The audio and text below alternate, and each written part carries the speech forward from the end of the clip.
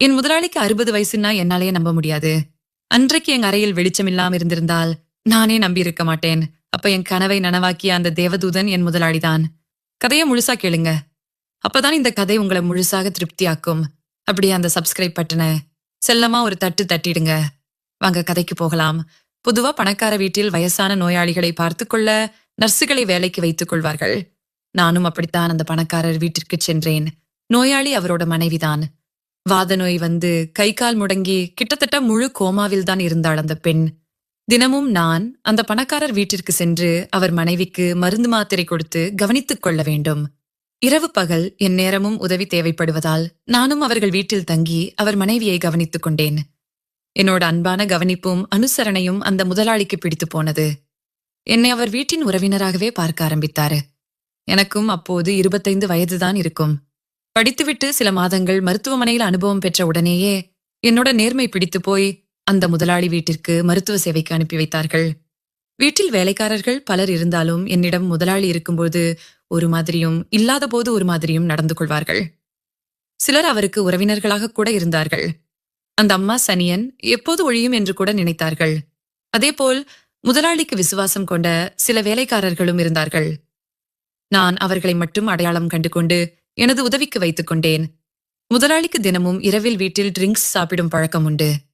தினமும் மனைவியை பார்த்துவிட்டு நான் அளிக்கும் சிகிச்சை பற்றியும் விசாரித்துவிட்டு மாடிக்கு சென்று ட்ரிங்க்ஸ் சாப்பிட்டு விட்டு வெகு நேரம் கழித்து தூங்குவார்.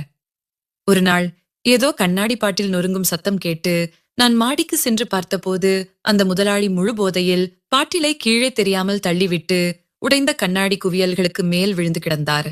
காயம் அதிகமாக ஆனது. ஆனால் அவருக்கு நிதானம் இல்லாததால் அவரால் உணர முடியவில்லை. நான் உடனே பதறிப்போய் அவரை தூக்கி காயத்தை கிளீன் செய்து மருந்து போட்டுவிட்டு ட்ரெஸ்ஸிங் செய்து அவரை கைத்தாங்களாக அணைத்துக் கொண்டு போய் அவர் ரூமில் படுக்க வைத்தேன்.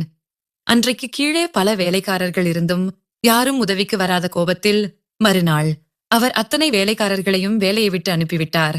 ஆனால் நான் அவரிடம் வேண்டி சில விசுவாசமான வேலைக்காரர்களை பற்றி சொன்னபோது என் பேச்சுக்கு அவர்களை மட்டும் மீண்டும் வேலையில் சேர்த்து கொண்டார். முதலாளி மனைவி இறந்த பிறகு அவரோட குடிப்பழக்கத்தை வைத்துக்கொண்டு சொத்துக்களை சுருட்ட நினைத்த சொந்தக்கார சூழ்ச்சி கும்பல் அதோடு வீட்டை காலி செய்து காணாமல் போனது. முதலாளி நான் சொன்னதை கேட்டு குடியை விட்டுவிட்டார். அதாவது அவர் குடிக்காமல் இருக்க வேண்டும் என்றால் நான் அவர் தூங்கும் வரை பேச்சு துணைக்கு இருக்க வேண்டும் என்று அன்பு வேண்டுகோள் விடுத்தார். அந்த வயதில் தாத்தாவின் வேண்டுகோளாக நினைத்து அவர் பெட்ரூமுக்கு போய் தினமும் அவரிடம் பேசி தூங்க வைத்தேன். அவரும் அவரோட வாழ்க்கை கதையை சொல்ல ஆரம்பித்தார். இருவரும் தினமும் இரவில் வெகு நேரம் பேசிவிட்டு அவர் தூங்கிய பிறகு நான் கீழே வந்து அவர் மனைவி இருக்கும் அறையில் படுத்துக் கொள்வேன்.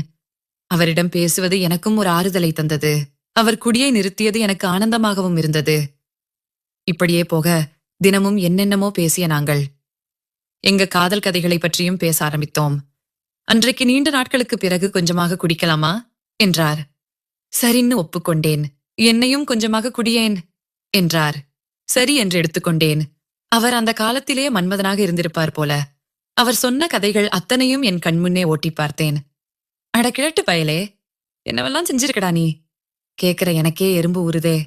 நீ எல்லாம் செம்மைவா வாழ்ந்திருக்கடா என்றேன். என்னடி பேச்சு வாக்குல வாடா போடான்னு சொல்ற என்றார். நாம தான் ஃப்ரெண்ட்ஸ் ஆயிட்டோம்ல, சரி கேளு என் கதைய என்று சொன்னேன். நானும் கல்லூரி படிக்கும்போது ஒருத்தனை லவ் பண்ணேன். அவன் நான் படிக்கிற கல்லூரிக்கு பக்கத்துல இருக்கும் பீச்சுக்கு பொழுது போனதும் அடிக்கடி கூட்டிச் செல்வான்.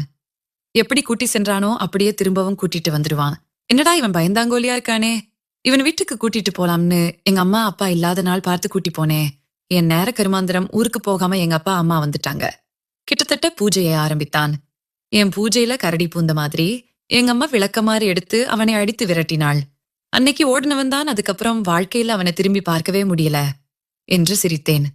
அப்புறம் எவன் கூடயும் வேலை பார்க்கவே இல்லையா என்று ஆச்சரியமாக எழுந்து உட்கார்ந்தார் முதலாளி.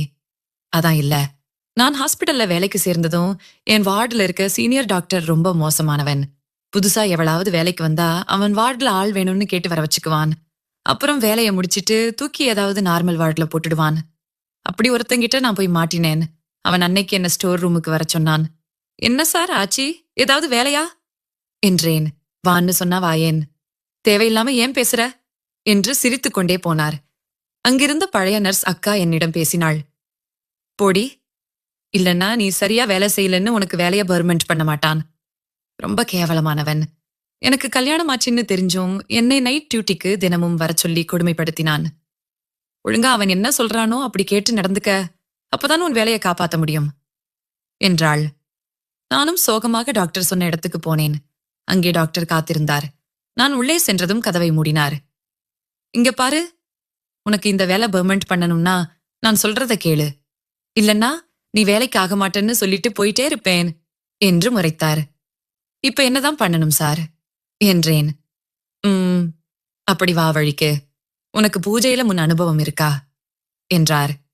இல்ல சார், அப்படி ஒன்னும் என் வாழ்க்கையில நடக்கல என்றேன். கவலைப்படாத, நான் இருக்கேன் என்று அருகில் வந்தார். அப்போது பார்த்து அங்கிருந்த ஏதோ ஒரு பாட்டில் கீழே விழுந்து உடைய அவர் அதில் கால் வைத்து வழுக்கி விழுந்தார். நான் எதுவும் தெரியாதது போல் ஓடிவிட்டேன். என் வார்ட்டில் இருந்த சீனியர் அக்கா சந்தேகத்தில் ஓடிப்போய் பார்த்து அவரை அட்மிட் செய்தாள். அவன் இன்னும் கோமாவில் தான் இருக்கான் என்று சொன்னேன். தாமதிக்காமல் முதலாளி வேகமாக சிரித்தார். என்னடி உனக்குன்னு இப்படி ஆகியிருக்கு பாரேன். அப்புறம் கல்யாணம் எதுவும் பண்ணிக்கலையா என்றார். அதை ஏன் கேக்குறீங்க? எங்க அப்பா அம்மா யாரும் இப்ப உயிரோடு இல்ல. நான் இதுவரை ஹாஸ்டல்ல தான் தங்கியிருந்தேன். அதனாலதான் இங்கேயே தங்கி உங்க பொண்டாட்டிய பாத்துக்க ஒத்துக்கிட்டேன் என்றேன். அப்போ நீ கைப்படாத ரோசான்னு சொல்லு. கவலைப்படாத, உனக்கு நான் இருக்கேன் என்றார். திடீரென்று என்ன நினைத்தாரோ தெரியவில்லை. என் கையை பற்றி என்னை அவர் பக்கம் இழுத்தார். அந்த கணத்தில் நானும் தள்ளி உட்கார்ந்தேன். நானும் என்னதான் பண்றது? எத்தனை நாள் தான் நாமளே சாம்பிராணி போடுறது? அந்த பருவ வயதில் என் தாத்தா வயது முதலாளி எனக்கு காதலனாகவே தெரிந்தார். அவரின் அணைப்பும் அவரின் அன்பும் என்னை அவரின் அடிமையாக்கியது. எந்த அடக்குமுறையும் இல்லாமல் அன்போடு பரிவோடு அவர் ஆசையை பகிர்ந்த விதம் என்னை பித்து பிடிக்க வைத்தது. மன்மதர்களுக்கு வயது கிடையாது. அவர்கள் இளமையின் தூதர்கள் என்பார்கள். அவர் ஒவ்வொன்றாக திருடும்போது என்னை மறந்து அவரை ரசித்தேன். அவர் அப்போது என் கல்லூரி தோழனாக தெரிந்தார். அவர் மனைவியை நான் பெருமையாக பார்த்தேன். எப்படிப்பட்ட பூஜையை இத்தனை வருஷமாக அவர் கொடுத்திருப்பார் என்று நினைத்துக் கொண்டேன். நேரம் போனதே தெரியவில்லை. 2 மணி நேரம் ஓடிவிட்டது. நேரம் சரியாக 12 இருக்கும். அப்போதுதான் முதலாளி தூங்கினார். எனக்கும் ஒரே மயக்கமாக இருந்தது. ரொம்ப சோர்வாகவும் இருந்தது. படியிலிருந்து கீழே சென்று அவர் மனைவி அறைக்குள் போனதும் அவர்களுக்கு கொடுக்க வேண்டிய மருந்தை கொடுத்துவிட்டு அவள் முகத்தை பார்த்தேன். ஹே கிழவி, இந்த வயசுலயும் என்னமா இருக்கான் உன் புருஷன்? இப்பவே இப்படி இருக்கானே, அப்போதெல்லாம் எப்படி அவனை கட்டுப்படுத்தின நீ? நீ பெரிய ஆள் தாண்டி கிழவி. எந்த புயலுக்கும் முறியாத ஆலமரத்தையே அசைச்சிட்டாண்டி உன் புருஷன் என்று சொல்லிக் கொண்டே தூங்கினேன். இப்படியே சில நாட்கள் போனது. கிழவியும் மண்டைய போட சாவுக்கு சொந்தக்காரவங்க வந்தாங்க. அவங்களோட செத்துப்போன மகள் வைத்து பெறணும் அன்றைக்கு வந்திருந்தான். யாரா அவன் என்று ஓடிப்போய் பார்த்தேன். அவன் வேற யாருமல்ல, என் கல்லூரி காதலன்தான். என்னை பார்த்து அதிர்ச்சியானான். நீ இங்க என்ன பண்ற என்றான். நாதாண்டா உன் ஆயாவுக்கு வைத்தியம் பார்த்துக்கிட்டு இருந்த நர்ஸ் என்றேன். அப்படியா? என்னால நம்பவே முடியல உன்னை திரும்ப பாப்பேன்னு. நான் பெங்களூர்ல வேலை பார்த்தேன். தாத்தா போன் பண்ணதும் இங்கேயே வந்துட சொன்னாரு. அதனால இனிமேல் இங்கதான் இருக்க போறேன் என்றான். அன்றைக்கு இரவே பேரன் என்னை தன் பாட்டி ரூமுக்கு வரச் சொன்னான். மேலே இருந்து முதலாளியும் என்னை அழைத்தார். எங்கடா போறதுன்னு இடையில் கையை பிசைந்து கொண்டு நின்றேன். கதை முடிவுற்றது. தயவு செய்து நம்ம சேனலை சப்ஸ்கிரைப் செய்யும்படி தாழ்மையோடு கேட்டுக்கொள்கிறேன். கதை பிடிச்சிருந்தா ஒரு லைக் போட்டுவிட்டு ஒரு ஹார்ட் போட்டு கமெண்ட் பண்ணுங்க. வேற கதையில பார்க்கலாம். நன்றி.